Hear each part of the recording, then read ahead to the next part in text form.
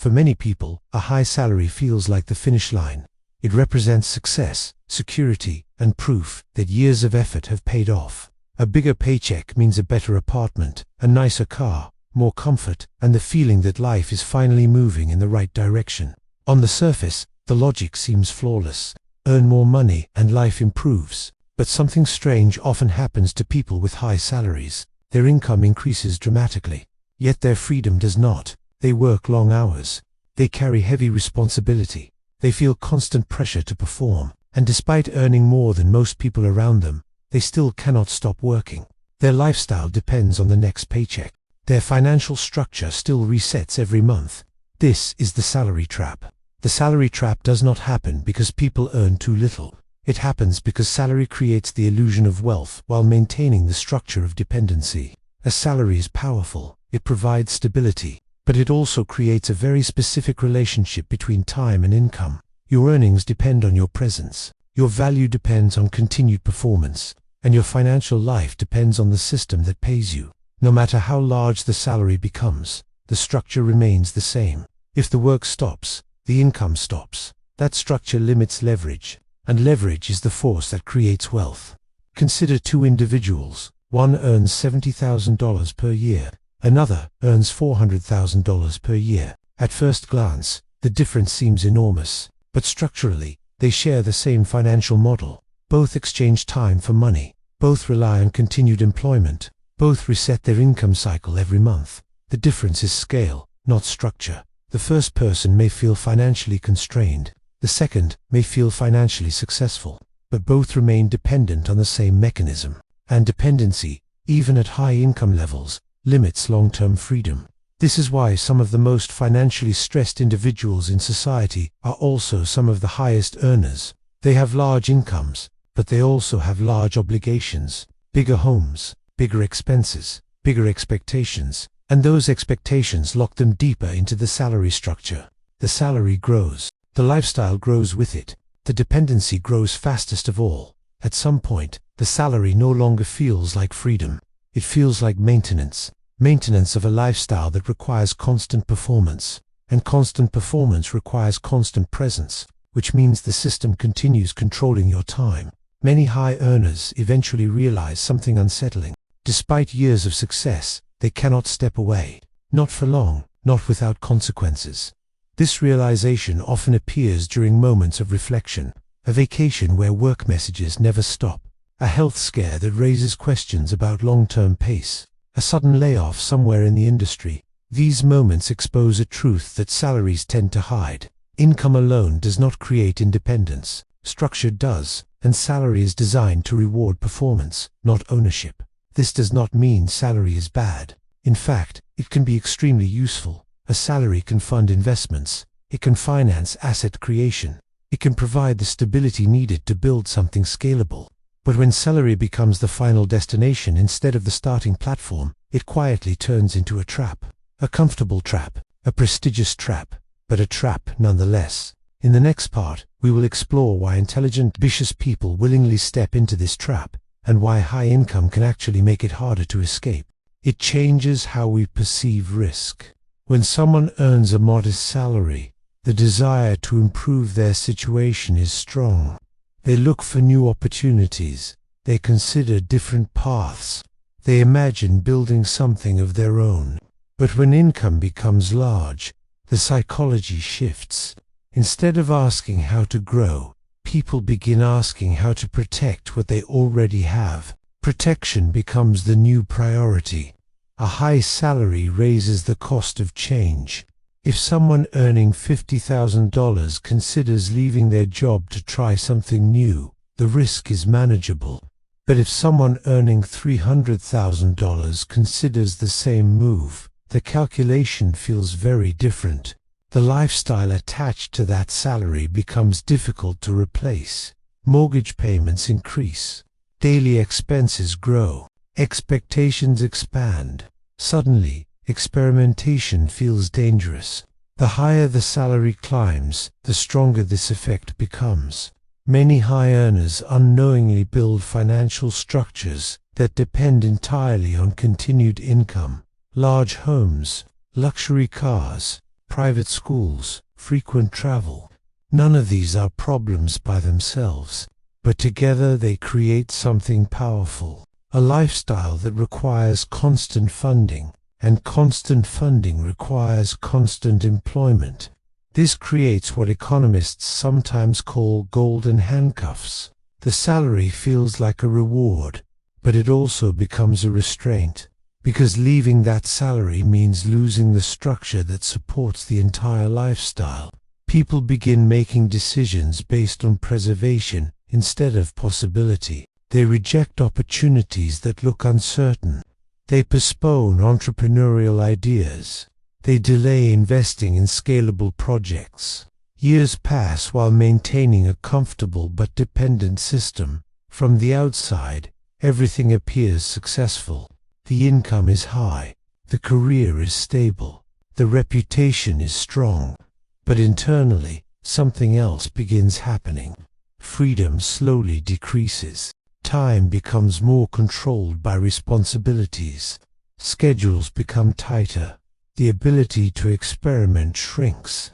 Many high earners realize they are working harder than ever, not because they want to, but because the system now demands it. Responsibility increases with compensation. More meetings, more decisions, more pressure, more expectations from employers and clients. Ironically, the very success that was supposed to create freedom begins consuming more time than before.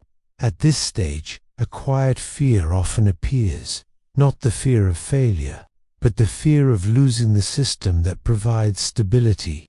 And fear is extremely effective at maintaining systems, even systems that limit long-term independence. This is why high income can actually slow down wealth creation, not because people lack money, but because the psychological pressure to maintain stability prevents them from building leverage. Instead of asking how to multiply income beyond time, they focus on maintaining the current structure. The salary grows, the responsibilities grow, but the structure remains unchanged. Time exchanged for money, month after month, year after year. Eventually, many high earners begin asking a deeper question. If income is high, why does freedom still feel limited? The answer lies in something most salaries never provide: leverage. And understanding leverage is where the entire financial game changes. In the next part, we will explore why leverage, not income, is the real engine of wealth. To understand why salary alone rarely creates wealth, we need to understand one word: leverage. Leverage is the ability to multiply the results of your effort. Without leverage, your output remains tied to time. You work 1 hour. You earn 1 hour of income. The relationship is direct, and while that relationship can produce a good living, it rarely produces financial freedom, because time is limited. There are only so many hours in a day. Even the highest paid professionals eventually reach a ceiling. They cannot work infinitely more hours. They cannot multiply themselves. Leverage changes that equation completely. With leverage, 1 unit of effort can produce thousands of outcomes. The same action can generate results repeatedly. This is how wealth begins to scale. There are 3 primary forms of leverage in the modern economy. The first is capital leverage. This is the most traditional form. Money invested into assets that generate returns: stocks, businesses, real estate. These assets continue producing income without requiring daily effort. Once the capital is deployed, time is no longer the limiting factor. The second form is technology leverage. Technology allows one idea or one product to reach millions of people. Software is the clearest example. A small team can create a digital product once and distribute it globally. The same system serves thousands of customers simultaneously. No additional hours are required. This is why technology companies can grow so rapidly. The system scales faster than human labor ever could. The third form is system leverage. This happens when a structure continues operating, even when the creator steps away. Businesses with teams, content platforms, licensing models, automated services. These systems allow value to be delivered repeatedly, without constant personal involvement. Each of these forms of leverage shares the same characteristic. They separate income from time. Effort still matters, but effort becomes an input that builds a machine rather than a transaction that resets daily. Salary rarely provides this separation. Salary rewards performance. Leverage rewards structure. Performance must be repeated continuously. Structure compounds over time. This is why someone earning a modest income but investing consistently in assets may eventually surpass someone with a much higher salary. One income grows through effort.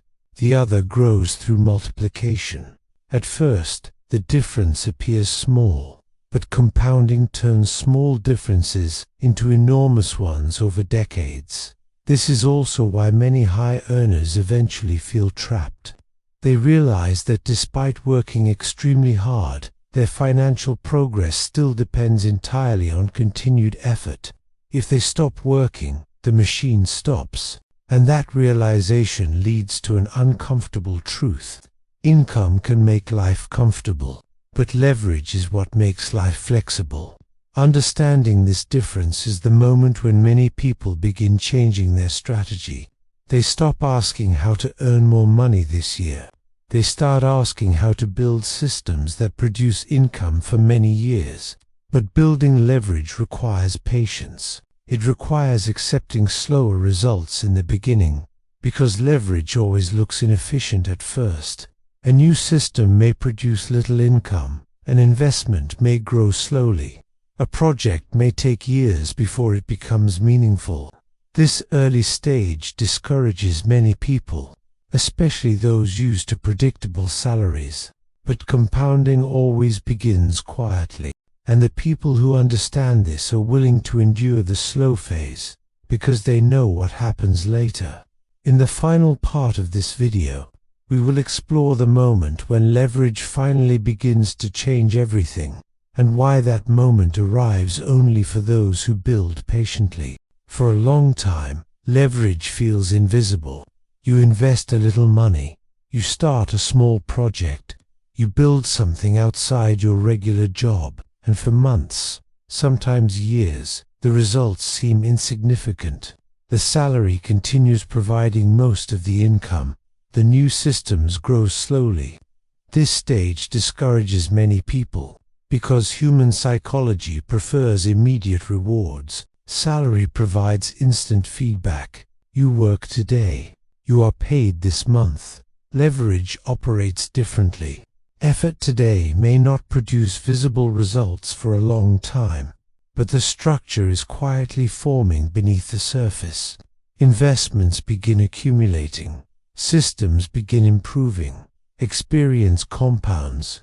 At some point, something interesting begins happening. The income from assets starts appearing, small at first, maybe a few $100s, then a few thousand, then something unexpected happens. Your financial structure begins changing. Income no longer arrives from only one source. The pressure attached to a single paycheck weakens. Options begin appearing, and options change psychology. When survival depends on one system, fear dominates decisions. But when multiple systems exist, decisions become clearer. You no longer protect a single income stream. You manage a network of income sources. This shift is subtle but powerful. Work becomes a choice instead of a necessity. You can take risks more intelligently. You can explore new opportunities. You can walk away from environments that no longer align with your goals. And this is the moment many people describe as financial freedom, not because work disappears, but because dependency disappears. The irony is that the path to this moment often begins while still working within the salary system. A job can be a powerful tool. It can fund investments. It can finance experimentation. It can provide stability while leverage is slowly being built. But the difference lies in how that salary is used. Some people consume it entirely. Others convert it into assets. One path maintains the system. The other gradually replaces it. Over time, this decision compounds. Two individuals may start with identical careers. One spends income expanding lifestyle. The other spends income expanding leverage. For many years, their lives may look similar, but eventually the structures diverge. One continues trading time for money. The other begins owning systems that produce money. And ownership changes everything, because ownership means your past effort continues working in the future. The real goal was never to escape work. The real goal was to escape dependency. When income depends entirely on time, freedom is fragile. When income comes from multiple systems, freedom becomes resilient, and resilience is what creates long-term security. In the end, the salary trap is not about earning too much. It is about believing that income alone is enough. Income improves life, but leverage transforms it. And once you understand that difference, the question changes. You stop asking how much you earn. You start asking what your income is building. Because wealth is not measured by the size of your paycheck. It is measured by how little your life depends on it.